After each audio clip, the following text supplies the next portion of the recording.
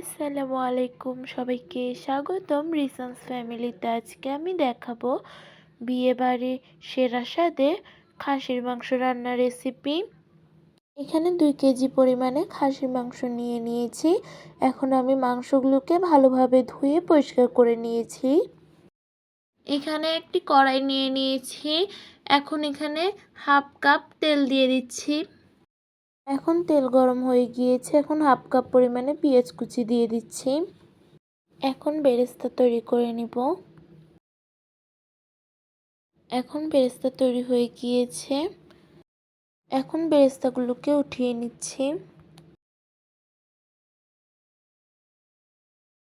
1.5 cup পেঁয়াজ কুচি দিয়ে দিয়েছি।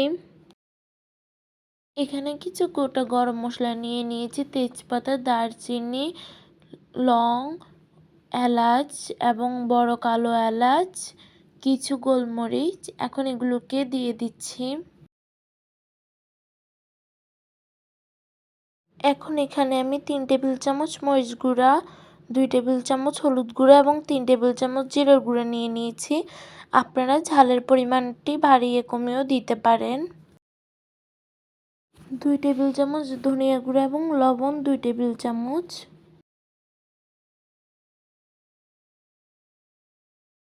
3 টেবিল চামচ রসুন বাটা এবং 3 টেবিল চামচ আদা বাটা। এখন মশলাগুলো এভাবে করে কিছুক্ষণ কষিয়ে নিব। এখন ভালোভাবে মশলাগুলো কষানো হয়ে গিয়েছে। এখন মাংসগুলো দিয়ে দিচ্ছি।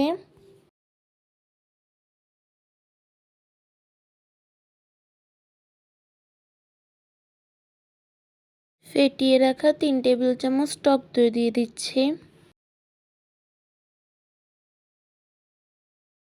এখানে আমি অর্ধেক জয়িত্রী এবং ছোট একটি জয়ফল নিয়ে নিয়েছি। এখন এগুলোকে গুঁড়ো করে নিয়েছি, এগুলো দিয়ে দিব। এখন ঢাকনা দিয়ে দিয়েছি। এখন 8 মিনিট পরে দেখাচ্ছি।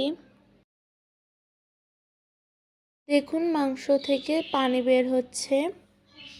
মাংস থেকে বের হওয়া পানি দিয়ে আমি এই মাংসগুলোকে কষিয়ে নিব।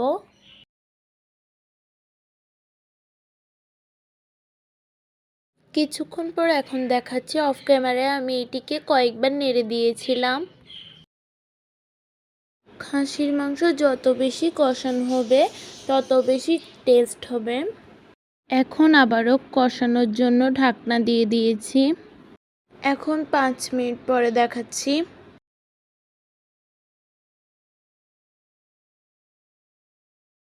এখন এখানে 5 কাপ গরম পানি দিয়ে দিয়েছি ঝোলের জন্য এবং রান্নাটি হওয়ার জন্য। এখন এগুলোকে 5 মিনিট এভাবে রান্না করে নিব।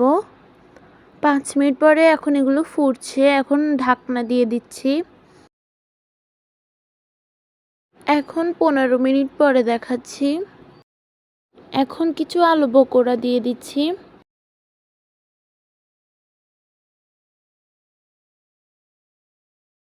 এখন আবার ঢাকনা দিয়ে দিয়েছি। 10 মিনিট পরে আবার দেখাচ্ছি। এখন এটিকে এভাবে রান্না করে নেব কিছুক্ষণ। এখন পেঁয়াজ বেরেস্তাগুলো দিয়ে দিচ্ছি। এখন আরও 5 মিনিট এগুলোকে এভাবেই রান্না করে নিব। 5 মিনিট পরে এখন এগুলোকে একটি বাটিতে সার্ভ করে নিচ্ছি। এখন তৈরি হয়ে গিয়েছে বিয়েবাড়ির সেরা স্বাদে খাসির মাংস রান্নার রেসিপিটি। আজকে আমার ভিডিওটি এ পর্যন্তই। ভালো লাগলে অবশ্যই আমার ইউটিউব চ্যানেলটি সাবস্ক্রাইব করে দিবেন এবং ফেসবুক পেজ থেকে যারা দেখছেন তারা লাইক কমেন্ট শেয়ার করে দিবেন।